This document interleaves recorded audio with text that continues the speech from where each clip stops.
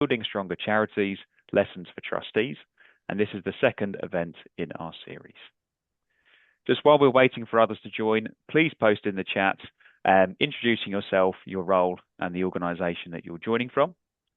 You can also change your screen name so that it shows your name, organisation, and your pronouns if you'd wish to share them. Just to note that this event is being recorded, so please note that your questions and comments are visible in the recording. We'll be sending a follow-up email with the recording and further resources after the event, including Tim's slides. Our post-event feedback survey will pop up in a new tab when you leave Zoom, so please do take a minute to fill that in. And today's session is quite brief, so most questions will be handled directly between the host and the speaker, myself and Tim. But if you do have any pressing questions, please do use the chat box. Now pleased to introduce Tim Cook, the CEO and founder of AIConfident. AIConfident is a social enterprise dedicated to helping purpose-driven organizations navigate the opportunities and risks that AI technologies present for the sector. Tim has spent over a decade applying AI technology to societal challenges within government, including 4 years as Deputy Head of the Government's Office for Artificial Intelligence. A qualified leadership coach, Tim is passionate about empowering charity and not-for-profit leaders to create the environment for responsible, confident use of AI technologies. Tim, over to you. Thank you very much, John. Just give me 2 seconds to get some slides up, and then we will be underway. John, can you give us a nod to let me know that you can see my slides? I can see your slides. Fantastic. Welcome, everyone. Thank you very much for joining this whistle-stop tour of all things AI governance. And given we are quite so whistle-stop, I'm not going to add to the wonderful intro that John has done for me. That's me. I'm the founder of AIConfident. We're here to ensure that organizations like yours get confident in everything that you're doing around AI technologies. What are we going to cover today? So we are going to range through some of the different governance implications around AI technologies. We are going to talk more about the implications or the new governance arrangements or additions that AI technologies might need, rather than their implications on existing governance. But we are going to touch on the former a little bit as well. But we're going to kind of try and differentiate those two things out. Going to talk in particular about AI agents, which is one of the things that's coming down as some of the additional governance requirements that those types of technologies need. We're also going to talk about AI in procurement, and in particular, making sure that when we talk about governance, we're not just talking about paperwork, but we're talking about people and organizations and change, as well as just the kind of policy documents and everything. So when we talk about artificial intelligence at AIConfident, we often talk about 4 different levels of change that these technologies are bringing. At one end of the scale, we have AI technologies, generative AI technologies that are helping individuals get through their day-to-day work in a more efficient, more productive, and hopefully greater well-being way. But we might also use AI technologies to automate some existing processes that we have. Or we might well use AI technologies in an outward-facing way to help us with some of the service delivery that we do. And it's also important to recognize that how other people use AI technologies in the world around us can alter, affect, change the mission that we're on as a charity. And what I'm going to try and do is talk through the different governance implications at each of those 4 levels. But all of this is very much centered around the potential to grow the impact of an organization, of a charity, using AI technologies, and in particular as we start to get to the kind of top right end of those 4 layers of change. But having talked about opportunity, these technologies also bring a suite of risks. There are risks at the immediate moment that we use a generative AI technology. You have control over these risks. They revolve around the data that we put into an AI model, and they also revolve around the output that we get from an AI model. So the data that goes in is around the security of that data, the privacy of that data, and also intellectual property of either ours or someone else's. And the risk around the output that we get from the AI model are around inaccuracy and biases. And those are controllable risks, but things we need to be aware of. We also have people using AI technologies to cause harm deliberately across society. And some of these risks might change up the mission that our charity exists to serve. And we also have what I call indirect risks. And these are risks that materialize from the use of AI technology, not necessarily by people deliberately using them for the wrong reasons, but by people using them without an understanding of some of the ethical implications around AI technologies. And these might be things like fairness of outcome, loss of human agency, they can be employment outcomes, they can be the environmental implications of AI technologies, or just use cases that might be unethical or some unintended outcomes in some way, shape, or form. All of these aren't necessarily deliberate uses of AI technology to cause harm, but they are harms that can realize as a result of the use of AI tools. And all of these we need to work out how we guard against and respond to from in terms of our charity governance. So I positioned this a little bit earlier on around there are some implications for our existing governance. How does the use of AI technology change the overall purpose and strategy of our organization? What new risks does it introduce to existing, or how does it elevate existing risks? So things like data, but also safeguarding.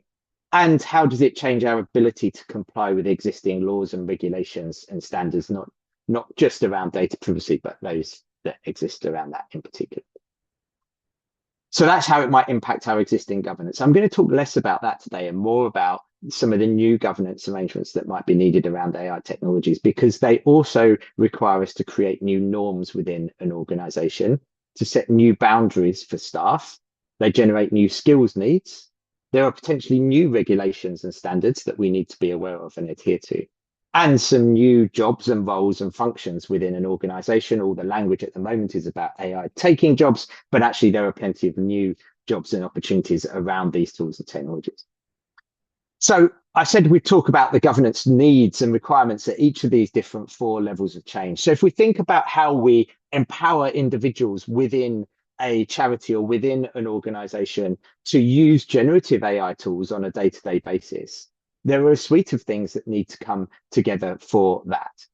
One of those is some really good, strong leadership direction and strategy that says this is why we want to bring AI technologies into the charity, and this is what we want to do more of as a result of bringing AI tools in. So that this doesn't just become about achieving the same level of output with fewer resources, but actually becomes about how can we completely change up and scale the impact that we deliver with the resources that we have, plus AI, and how we get some really good leadership direction and strategy around those is really important. But it also needs good training, good generative AI policy that sets the rules of the road for people's individual use of these tools, and some good transparency and sharing within an organization to create that culture for safe experimentation. And all of those are the kind of components that we need just to help people get off the ground safely with the use of generative AI technologies. And in terms of the types of things that generative AI policy might cover, we need to first of all set out what the why is. Why are we even thinking about bringing these tools into our organization? A suite of principles that we have, and then some bits, a section around how that particular policy will be implemented. You'll need to make considerations around data security. Are you going to take a low innovation, low risk approach where you say you may only use one AI tool and that is it? Or are you going to move to what we call a slightly higher risk but higher innovation approach of you can use this particular tool with our sensitive data, but you can also lean on other AI tools as long as you're not using our sensitive data, and you can be a bit more innovative in what you go into.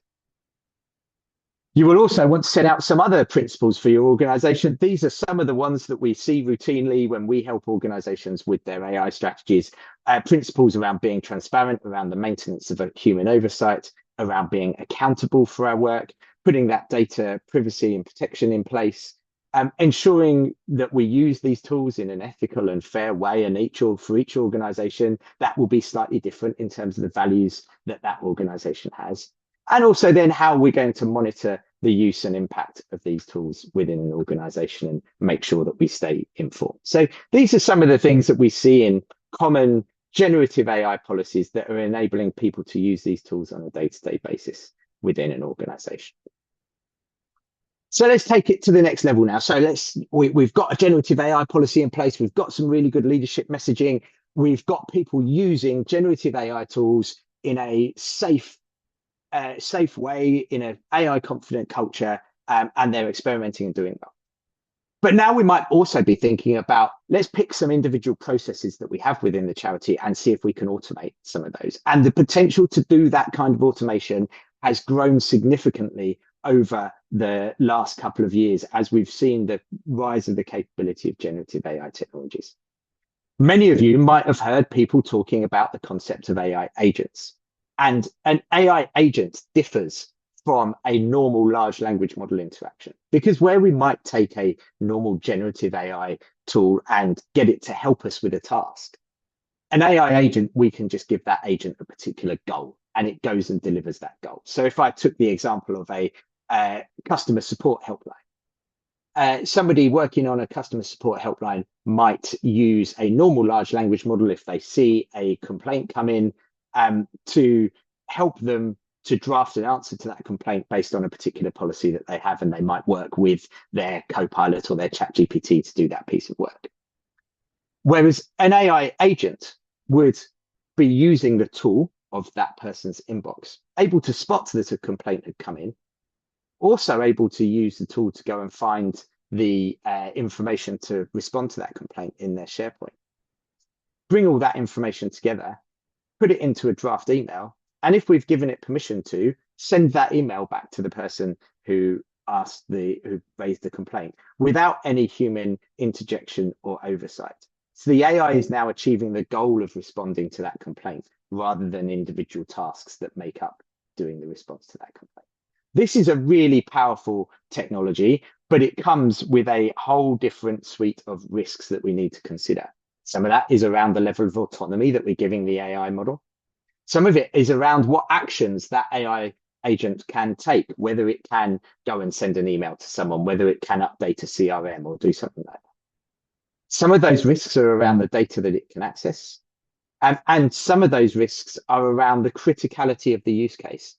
So if this AI agent is going to go and have an impact that might change an outcome for somebody's life, or a job outcome, or some other impact that's going to have a really personal impact, that's a much more critical use case than if your AI agent is changing a number in a spreadsheet somewhere. So as we think about bringing more powerful AI models into an organization, we need to raise up the level of governance that we provide around these kinds of tools. And I'm going to talk about some suite of things that we can use to get there in just a moment. But what I also want to build in is, as well as using some of those AI tools to change some of our internal processes, we might be thinking about using AI to support the delivery of our services. And this is where we start to move away from general purpose generative AI tools, the kinds of things that might be helping somebody to write emails or be more productive in their day-to-day, towards AI tools that are designed for specialist situations and are built with that particular context in mind. And this might be doing things like writing up casework. It might be doing things like giving mental health support. It might be doing things like AI delivered tutoring. And for all of these, we are probably thinking about procuring that AI solution rather than building it ourselves. And that brings a different layer of governance into play again. And there are various regulatory and governance frameworks that we need to start to be aware of if we're thinking about using AI in our service delivery space, or indeed leaning into some of those agentic workflows. The top one is there is an ISO standard for the effective and responsible management of AI systems. It's called ISO 42001. And that is a standard that we can draw on as an organization to make sure that we are managing the implementation, the procurement of AI systems in the right way. We also are seeing some regulators stepping into the regulatory space on this. MHRA in particular, if your charity works in a medical or a healthcare space, are very forward-leaning now on regulating some of the AI products that we might start to see being used in the healthcare space, and in particular, because I know it's a common charity use case, around things like what we call ambient scribing. So AI tools that are doing scribing and transcribing of meetings that organizations have. So then we come back to how these tools might change our existing governance. And I want to talk about this kind of top level of change, which is how other people's use of AI technology might be reshaping the need that our charity or our organization is serving. So to give you a few examples, we talked earlier about some of those deliberate harms that people are using AI tools for, whether it's creating disinformation and deepfakes, whether it is creating child sexual exploitation imagery, whether it is creating extortion, new extortion scams or new cyber scams, all of which impact the most vulnerable people in society first, and all of which might be impacting some of the communities that you serve. These tools also, people are turning to generative AI tools, general purpose generative AI tools for mental health support and companionship. And these tools very much aren't designed for that at all. So if you're working in the mental health space, or indeed in a kind of human relationship space, being aware that people aren't just using these tools to help them write emails, but they're also leaning on them for some of the things that they might come to us for instead. And all of these kinds of things might change our existing governance. They might even change the whole purpose that your organization, your charity exists for, might completely reshape the need that charity is serving. So we need to not just see AI as about how do we help our team use Copilot, but we also need to think about this as the broader societal impacts that these technologies are changing and how it might bring about governance challenges for us as an organization. I also want to get across the point that AI governance isn't just a document. Having given you slides with images of documents on them, I thought it was right that I make this point. Governance isn't just about a document, as we all well know. This is about getting the people engaged in this process and getting some of the data right as well. Because for every organization, we won't just have users of AI technologies. Those users themselves need training, need understanding of the ways to use these tools in responsible and appropriate ways. But you might also have people in your organization who are starting to be able to build things with the AI capabilities that they now have in the organization. You might start to develop a group of people who are champions, who are championing the responsible use of AI across charity. You might also, and I strongly recommend this, have people who are specifically nominated as being responsible for AI governance. You will also have people who are setting the strategy and leaders who are driving the change across the organization. All of these roles come with slightly different skill sets and training needs. And it's not just about getting a button press AI training delivered across your organization. Another really important thing is knowing what AI exists within your charity or within your organization. Which AI tools are you signed up for? Which AI tools do you have data protection on? And how are they being used within the organization? Having that inventory is a really important and crucial point. I've talked a lot about controlling and risk and controlling risk in this space. What I want to get across finally, my kind of penultimate slide, is making sure, or some tips for balancing risk and innovation, because talking about AI and governance can sound very much like about controlling these technologies. The first thing that I would say before we do anything here is be really clear about your data protection. That is my number one thing with AI before you get into any experimentation. Have we got AI tools that we can use securely with our data? Once you have, take that really iterative approach. Don't make this, we're going to wait until we've got all of our governance principles nailed down before we start letting anyone use these tools. Use them in safe environments. Start with really low risk activities. Be really participatory. Get teams involved in thinking through how we do and don't use AI technologies in our particular workflow. If necessary, bring external stakeholders into that conversation. If they're going to be seeing your AI use, engage them, talk to them about how they might respond and react to your own use of AI technologies.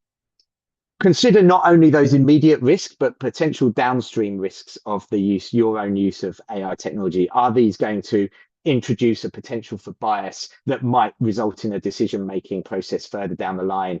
having a negative outcome for somebody. So we need to consider not just the immediate risks, but also some of those downstream risks. And finally, create those really safe spaces within teams for practicing and experimenting and developing and discussing and sharing what's working and what's not working with AI technologies.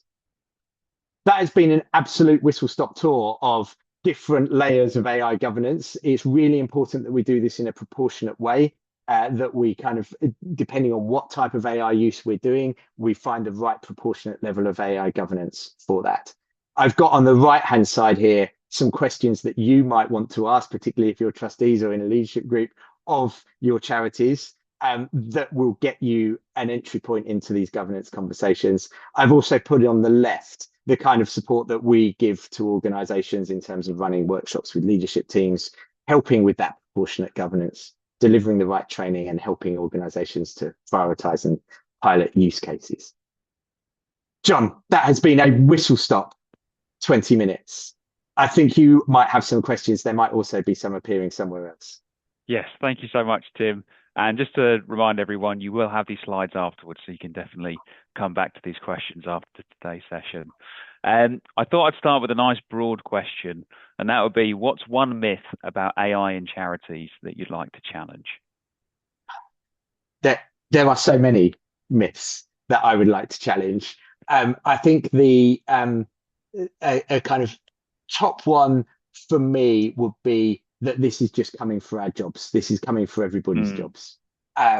Because yeah, I come back to, and with every leadership group that I sit down with, this is the first slide that I put in front of them, which is where do we see AI technologies as we're just going to achieve the same that we were set out to achieve 2 years ago, but with fewer resources? Or are we going to say we could really scale up the impact that we have here if we take the people and the expertise that we have in the organization and partner them with AI technologies in order to be able to achieve more and scale our impact?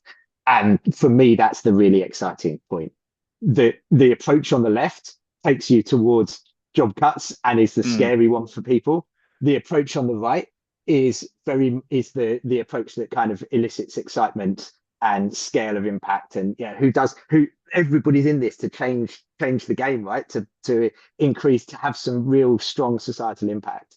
And if we can, from a leadership perspective, perceive AI technologies through that lens rather than just this is a cost saving thing that we're going to do, really changes up that jobs aspect, which in turn gets people on board and engaged with AI. And that definitely makes sense. And I think that might actually answer my next question, which was going to be, where do you commonly see charities going wrong when they first start engaging with AI? I think where do I see charities going wrong the most? I think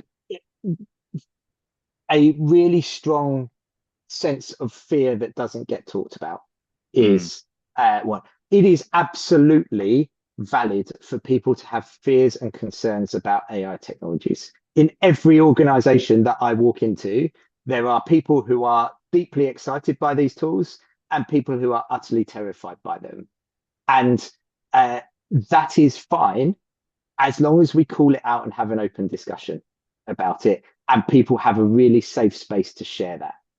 Where that becomes a barrier is where we don't create the safe space for sharing. We don't create that psychological safety. You can have as many governance policies and everything else as you like, but actually not being prepared to have open conversations, share where we're worried about these technologies, share where we're excited about them, is the biggest thing for me. And I've not actually got the slide in this deck, but I usually say, there are two things that I would never, ever pay a AI consultant like myself for. And one of those is asking people in your organization how they're already using AI technologies. And the second is asking people how they feel about AI technologies. Both of those are things you can do for free tomorrow without any support from anyone else, other than a willingness to be a bit vulnerable as a leader. And they are the two most powerful things you can do. Okay, thanks, Tim. And definitely feels to me that this is a very fast-moving space. So I was going to ask, looking ahead to the next 12 months, if you can get out your crystal ball, How do you expect expectations of trustees around AI and governance to evolve going forward? I think one thing in particular is going to be a need for uh, a deeper understanding among trustees to be able Hmm. to ask the right questions, to be able to ask some of these governance questions and know when they're getting the right answers around them, and also to help their organizations think a bit more strategically. Sometimes it is very easy to get down in the weeds of AI and it all be about Copilot or whatever your AI tool of choice is. And actually, this is about something far more strategic than that. This is about a societal shift because everybody is using these tools and technologies. And I think there's a really strong role for trustees to um, help organizations see that bigger picture as well as the kind of internal governance piece. Right. And as mentioned, obviously, you've got those questions at the end. I was going to ask if there's one thing that trustees could do in the next month or so to strengthen their organization's approach to AI. What would be that one thing you'd recommend? I think, I would come back to encouraging those two things that I just talked about. Go and have the really powerful conversations. Start talking about it. Get into a conversation, even if you feel like you know nothing about the technology, that's absolutely fine. Start a conversation. Be exploratory. Be inquisitive, and go and ask some of these questions of an organization. Right. Thanks, Tim. Lily, you have a hand raised. Yeah, thanks, John. And thanks, Tim. I just wanted to flag a few questions that have come through in the chat, if we have time. There's one from Andrew asking, considering cost versus data security to these tools, when might it be appropriate to use free online? Or as an organisation, should we look to have a contract with a certain LLM? And if so, any recommendations on which is best for a small charity? Yeah, so great question. So the first thing to say is many now of the major large language models, so the Microsoft Copilots and others, do have the ability to get some data protection at the free tier.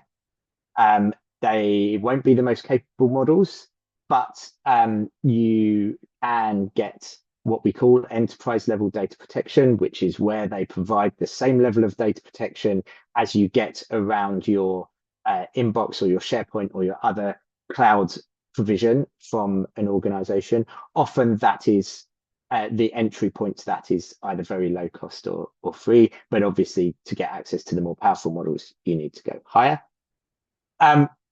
In terms of the question around when might it be appropriate to use free online, our guide, yeah, obviously this will depend on the types of data that every organization holds, but my kind of general advice is if it is something that you would be happy to share externally, to go out, that you would put into a Google search, that you would put into an email to externals, that you might share with people outside of your organization, then it's probably, or it is working on an open source data, working on data from outside, then it is probably fine to use. If it's something that you would think twice about sending out to an external stakeholder or publishing on your website, then you should also very much think twice about using it with an AI model if you don't know how that AI model is treating your data. Great. Thanks very much, Tim. I'm afraid we've already come to time. So thank you so much for bringing such an informative session in such a short space of time. As mentioned, of course, slides and the recording will be shared afterwards. And thank you, everyone, for joining. As I mentioned at the top, there will be a short feedback survey that will pop up on your screen. So please do take 1 minute to fill it in so we can make these sessions as useful as possible for you. We have 4 more 2026 sessions for trustees coming up, the next one being on adaptive strategy for trustees on the 3rd of June. And you can visit our MPC events page to sign up to those sessions now. And as mentioned, we'll follow up with an email for all the links from today, later today. So again, thank you all for joining, and thank you to the Clothworkers for supporting this event series. Thank you for having us. Cheers. Thanks, everyone.